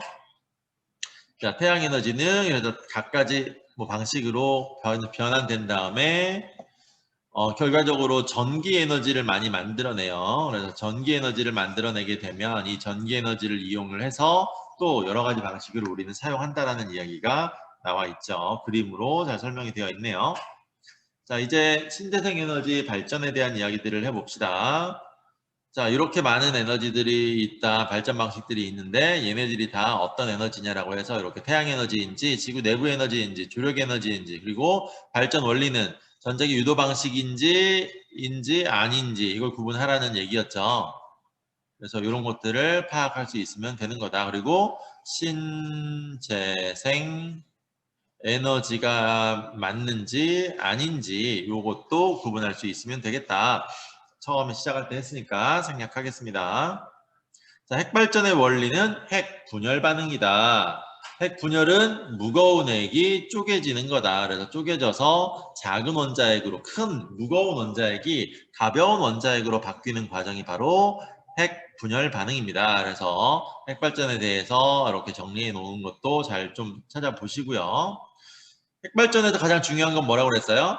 핵이 분열되는 과정에서 질량의 결손이 생기는 거고 이 질량 결손분이 에너지로 전환되게 되는데 문제는 연쇄적으로 이렇게 일어나는 반응 때문에 반응 속도는 이 에너지를 이용해서 다음 반응이 더 빨리 일어나고 점점 빨리 일어나니까 너무 반응이 빨라지면 결국은 반응이 폭발적으로 일어나서 폭탄이 된다고요. 그래서 원자 폭탄으로 언제든지 바뀔 위험성을 안고 있는 게 바로 핵발전소다. 이거를 안전하게 제어하기 위해서는 발전 속도를, 즉 핵분열 속도를 느리게 유지하는 게 굉장히 중요합니다. 이게 유지가 안 되면 끝장이라고 보시면 되는 거죠. 그래서 이걸 느리게 유지하기 위한 안전장치들이 가장 중요한 게 두 가지가 들어있다는 거죠. 뭐하고 뭐? 감속제라고 하는 재료들로 주변을 채워놓고요. 그 반응실 자체를 반응하고 있는 내부를 감속제로 채워놓고 그 다음에 중간에 제어부응이라는 걸 이용해서 중성자를 흡수해줘요. 개수를 줄여주고 속도를 늦춰주고 이 두 가지입니다. 중성자들이 왔다 갔다 하면서 우라늄을 때려서 반응을 시키는 거 쪼개는 거기 때문에 중성자의 개수를 줄여주고 일정하게 유지시키고 또 중성자의 속도를 일정하게 유지시키는 게 굉장히 중요하다. 느리게겠죠 전부 다. 그래서 중성자가 많아지면 그걸 흡수해주는 제어봉이 필요하고 중성자가 빨라지면 느리게 만들어지는 감속제가 필요하다. 감속제로 가장 좋은 건 물입니다. 흔하잖아요. 그래서 물을 이용해야 되기 때문에 대부분의 핵발전소는 해안가에 있어요. 자, 그리고 제어봉이라고 하는 게 굉장히 중요하다. 제어봉은 뭐 어떤 걸 사용한다라는 것들이 나와 있죠. 파도붐이나 붕소 사용하는데 중요하진 않아요. 얘네들이 그런 역할을 한다라는 거고 이건 나머지는 그냥 읽어보시면 되겠습니다. 핵발전의 장점, 이산화탄소가 거의 없어요. 그 다음에 연료비가 매우 저렴하고요. 에너지 효율이 굉장히 높습니다. 이런 장점이 있는 반면에 방사능 폐기물 처리하는 문제와 이게 사고가 났을 때 후쿠시마처럼 사고가 났을 때 엄청난 피해를 야기할 수 있다는 거죠. 우리나라 같이 남북이 분열되고 대치 상황이 있으면 만약에 적군이 쳐들어온다, 전쟁을 한다. 저 같으면 핵발전소 먼저 때려요. 그럼 끝이잖아요. 미사일 핵발전소 겨냥해갖고 몇 대 날려버리고 한꺼번에 날라고 한 방만 딱 터트린 다음에 너네 까불면 또 터트린다? 이렇게 해가지고 협박을 하겠습니다. 그래서 핵발전소는 공격받으면 무조건 핵폭탄이 우리가 자체적으로 갖고 있는 핵폭탄인 거예요. 언제든지 두드려 맞을 수 있는. 그렇기 때문에 굉장히 위험하죠. 네, 상대방을 믿어야 되는 거예요. 핵발전소만큼은 우리 인간적으로 때리지 말자. 뭐 이런 식으로 해야 되는 거기 때문에 전쟁 났는데 되게 웃기는 짓이죠. 그래서 위험하다. 우리나라 같은 경우는 특히 위험한데 우리나라의 핵발전소의 밀도는 세계적으로 높은 편입니다. 희한해요. 맨날 뭐 북한 위험하다 이런 얘기를 하는데 핵발전소 이렇게 많이 지어놨어요. 북한이 핵발전소는 전쟁이 나더라도 절대 때리지 않을 거라고 믿나 봐요. 자, 핵발전소에서 에너지 생산량을 조절하는 장치라고 나왔으니까 이거는 제어봉이겠고요. 만약에 뭐 조절하는 원리 두 가지, 조절하기 위한 방법 두 가지를 써라라고 한다면 제어봉과 감속제도 들어가야 되겠죠. 감속제를 사용해서 줄인다라는 거, 제어봉을 사용해서 속도를 느리게 만든다. 이 두 가지가 다 들어가면 되겠죠. 자, 23페이지로, 198페이지로 넘어가시면 태양광 발전입니다. 자, 태양광 발전은 가장 중요한 게 뭐다? 전자기 유도를 사용하지 않는다. 네, 이걸 사용하지 않고요.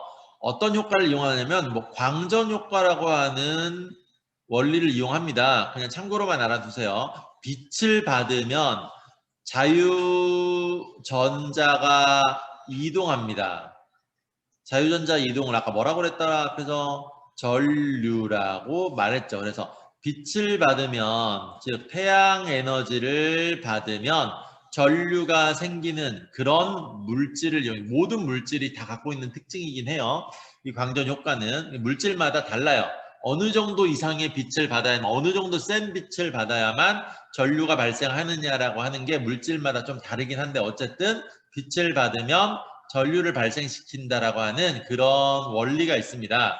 광전 효과라고 하는 이 원리를 이용해서 전기 에너지를 만들어낸다는 거예요. 그래서 이 원리를 알게 된 다음에 사람들이 어떻게 생각하냐면, 그러면 이런 성질이, 광전 효과라고 하는 이런 성질이 좀 더 잘 되는, 즉 빛을 조금만 받아도 전류를 팍팍 만들어내는 그런 물질이 있으면 진짜 좋겠네 라는 생각을 해서 이것저것 찾아내다 보니까 만들어낸 게 바로 반도체라는 겁니다. 그래서 반도체를 활용해서, 여기서 반도체는 뭐냐면 빛이라고 하는 조건에 의해서 전기가 통했다가 안 통했다, 전류가 흘렀다가 안 흘렀다가가 빛이라고 하는 외부 환경 조건이 풍부하면 전기가 흐르고 그렇지 않으면 전기가 안 흐르는 그런 성질을 갖고 있다고 해서 도체의 절반 정도 흐른다가 아니라 환경 조건에 따라서 흐른다, 이게 반도체라고 설명드렸죠. 빛이라고 하는 조건에 의해서 흐르는 반도체를 만들어서 사용을 하게 됩니다. 이런 원리라는 거 알고 계시면 되겠고요. 빛을 받으면 자유전자가 생기기 때문에 이 자유전자가 한쪽으로 이동하면서 기전력이 만들어지고 그로 인해서 전류가 흐르게 된다는 원리를 기억하시면 되겠습니다. 장점, 그러니까 무한하게 사용할 수 있는데 해만 있으면 되니까 단점도 있었죠. 어떤 단점이 있었냐면, 네, 계절과 일조량의 영향을 받습니다. 그렇기 때문에 발전 시간이 제한적이고요. 그 다음에 인가의 축사 이런 데에 피해를 주기도 합니다. 반사광에 의해서. 그 다음에 설치 면적이 굉장히 넓은 면적을 필요로 하고 초기 설치 비용이 많이 들어요. 단점 겁나 많죠. 그렇지만 일단 설치만 해 놓으면 유지 보수는 간편하고요. 닦아주기만 하면 돼. 그 더 이상이 없어요. 그리고 환경 문제가 거의 없고 무한히 에너지를 얻을 수 있다는 굉장히 좋은 점이 있겠죠. 이런 것들 기억하시면 되겠고요. 자, 25 다음 페이지로 넘어가면 풍력 발전, 이건 원리가 더 간단합니다. 그냥 돌리면 돼요. 전자기 유도, 100% 전자기 유도고, 바람은 아까 얘기했지만 태양 에너지가 전환된 공기의 운동 에너지라고 했었죠. 태양 에너지의 전환 형태다라는 거고요. 설비 간단하잖아요. 모터만 있으면 되는 거고 비용도 저렴합니다. 여러분들 집에 있는 선풍기 가지고도 발전할 수 있다는 이야기예요. 그리고 환경오염 당연히 없겠죠. 그런데 바람이 언제 불지 잘 모르잖아요. 얼마나 세게 불지도. 그래서 발전량이 정확하게 예측이 어려우니까 이것만 의존해서 생활을 하기가 되게 힘들다라는 거예요. 그 다음에 날개가 문제가 생길 수도 있고 강풍이나 이런 거에 의해서 문제가 생길 수도 있어서, 그 다음에 시끄러워요. 획획획획 돌아가는 소리 계속 듣고 있다 보면 잠도 못 자고 짜증납니다. 이런 영향을 주기도 한다는 거, 안 좋은 점도 분명히 있다 보시면 되겠고요. 자, 지구 환경 문제를 대하는 발전 방식에서 신재생 에너지가 등장을 하게 된 건데, 이런 특징들 알고 계시면 되겠고, 방금 다 했던 얘기네. 효율에 영향을 주는 요소, 핵발전의 경우에는 핵발전은 우라늄이 얼마나 농축이 잘 돼 있는지 이런 것들, 그 다음에 중성자의 개수가 얼마나 많은지, 중성자의 속도가 얼마나 빠른지 이런 게 영향을 주겠죠. 태양광 발전은 빛의 양이겠죠. 일조량 이런 것들, 그 다음에 태양이 얼마나 각도, 얼마나 수직으로 내려 쬐고 있는지 이런 게 영향을 주겠고, 풍력 발전은 바람의 색이겠죠. 이런 것들이 영향을 준다. 나머지는 그냥 읽어보시면 될 것 같고요. 그냥 찾아보는 거니까.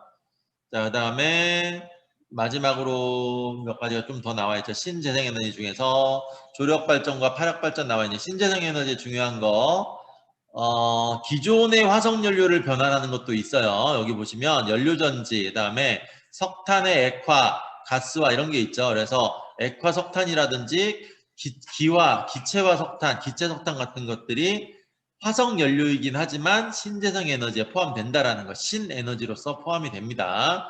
그래서 이런 걸 사용하게 되면 환경오염물질이 아예 안 나오는 게 아니라 나오긴 나오기 때문에 거의 없다라고 하는 표현을 쓴 거예요. 적거나 없다 이런 표현을 써야 된다는 거고요. 조력발전, 파력발전 설명 다 했고 큰 거는 없습니다.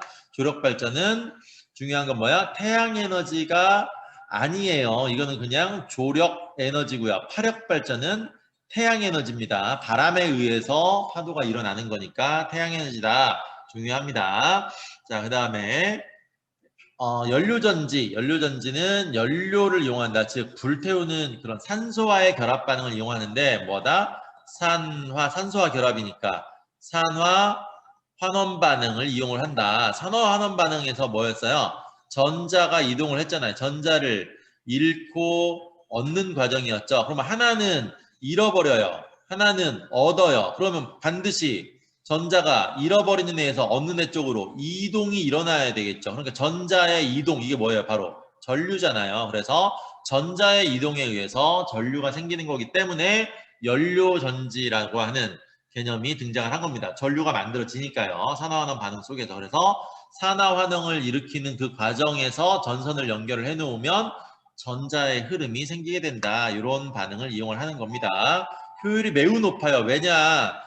똑같이 화학에너지를 이용하지만 단계가 조금밖에 안 되니까 한 단계로 끝나버리잖아요. 그래서 열에너지 손실이 한 번만 일어나는데 일반 화력발전은 여러 단계 일어나야 되기 때문에 열에너지 손실량이 적은 이유, 효율이 높은 이유는 바로 에너지 전환 단계가 적기 때문이다라는 것들이고요. 나머지는 네, 그냥 에너지 문제 해결을 위해서 도시들에서 방금 얘기했던 이런 재생에너지 같은 것들을 이용해서 많은 것들을 만들어내고 있다. 그래서 여기저기에다가 이런 것들을 적용해서 사용하고 있다는 내용들을 보시면 되겠습니다. 뒤쪽에 있는 문제풀이는 다 했기 때문에 네, 여기까지 해서 마치도록 하겠고요.